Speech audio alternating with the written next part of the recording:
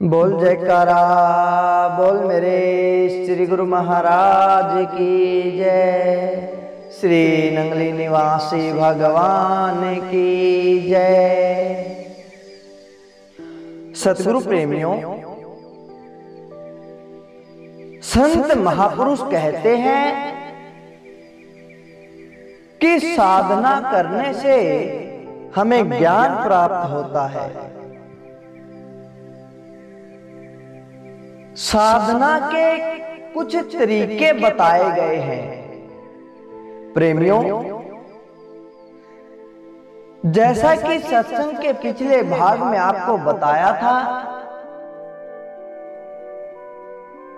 कि रामायण का वास्तविक अर्थ क्या है, रामायण की सच्चाई क्या है, इन सब बातों को आपने जाना। आज हम योग के बारे में बात करेंगे, साधना के बारे में बात करेंगे।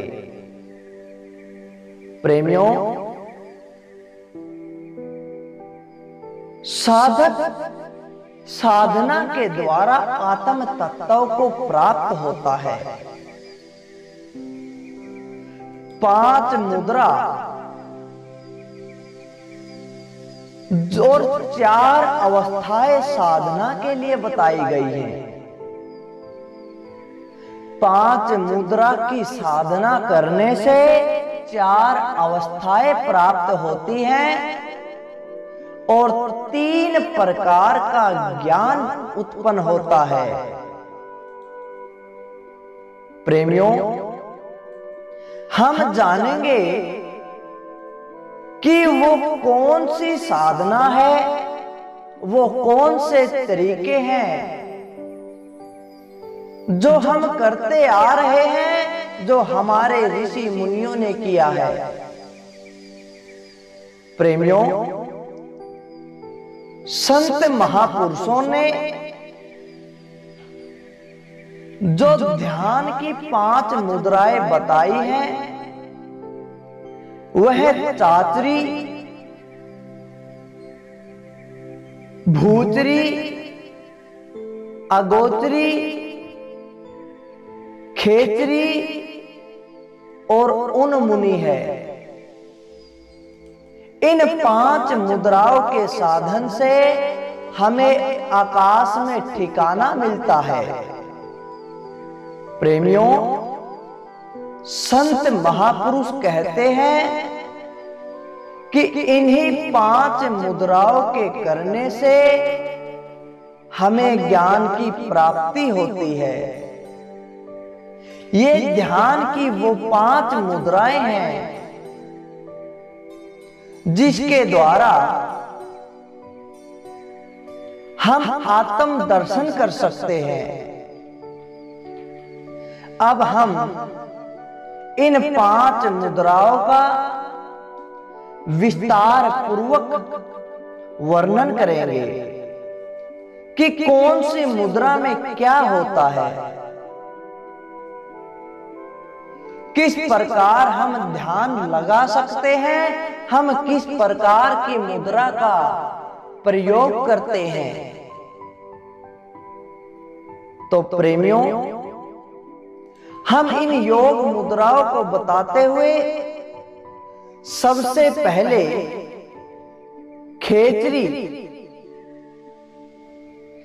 खेचरी मुद्रा जीव के लिए होती है। इसके लिए जीव और तालु को जोड़ने वाले मांस तंतु को धीरे धीरे काटा जाता है, अर्थात एक दिन में जो भर काटकर छोड़ दिया जाता है और फिर 3-4 दिन बाद थोड़ा सा और काट दिया जाता है। इस प्रकार थोड़ा थोड़ा काटने से उस स्थान की रक्त शिराएं अपना स्थान भीतर की तरफ बनाती है। जीव को काटने के साथ ही प्रतिदिन धीरे धीरे बाहर की तरफ खींचने का भी अभ्यास किया जाता है। इस अभ्यास को करने से कुछ समय में जीभ इतनी लंबी हो जाती है कि यदि उसे ऊपर की तरफ उल्टा करें तो वह श्वास जाने वाले छेदों को भीतर से बंद कर देती है। इससे समाधि के समय श्वास का आना जाना पूर्णतः रोक दिया जाता है। प्रेमियों, उसके बाद हम बात करते हैं भूचरी मुद्रा की। भूचरी मुद्रा नाक के लिए होती है। यह कई प्रकार के शारीरिक मानसिक क्लेशों का नाश करती है। कुंभक के अभ्यास द्वारा अपान वायु उठाकर हृदय स्थान में लाकर प्राण के साथ मिलाने का अभ्यास किया जाता है। इससे चित्त स्थिर होता है और सुषुम्ना मार्ग से प्राण ऊपर उठने की संभावना बढ़ती है। प्रेमियों, इसके बाद चाचरी मुद्रा। चाचरी मुद्रा नाक के लिए की जाती है।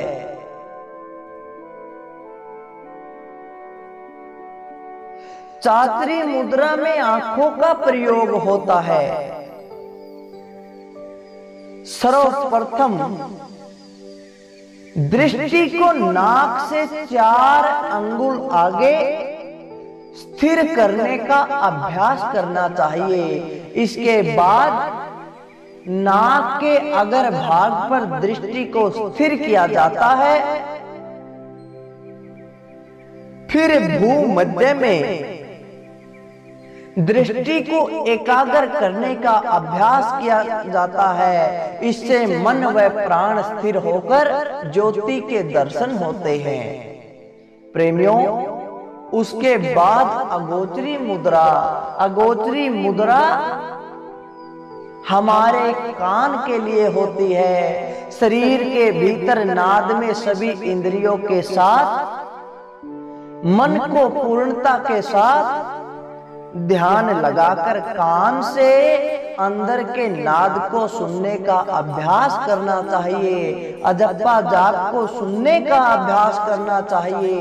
इससे ज्ञान और स्मृति बढ़ती है, चित्त व इंद्रियां स्थिर हो जाती है। और जो हमारी 5वीं मुद्रा है वह उन्मनी है, जो मस्तिष्क के लिए की जाती है। प्रेमियों, जो सर की चोटी वाला स्थान है उसमें पूर्ण एकाग्रता के साथ मन लगाने का अभ्यास करने से आत्मा परमात्मा की ओर गमन करने लगती है और व्यक्ति ब्रह्मांड की चेतना से जुड़ने लगता है। प्रेमियों, ये संत महापुरुषों ने हमारे ध्यान की, हमारी साधना की 5 मुद्राएं बताई हैं। आप सभी सतगुरु प्रेमियों से हाथ जोड़कर विनती है कि इनका प्रयोग बिना सतगुरु की शरण के, इनका प्रयोग बिना किसी शिक्षक के आप स्वयं न करें, क्योंकि कई बार ये खतरनाक भी साबित हो सकती है। तो प्रेमियों, इन 5 मुद्राओं की साधना करने से 4 अवस्थाएं प्राप्त होती हैं और 3 प्रकार का ज्ञान होता है।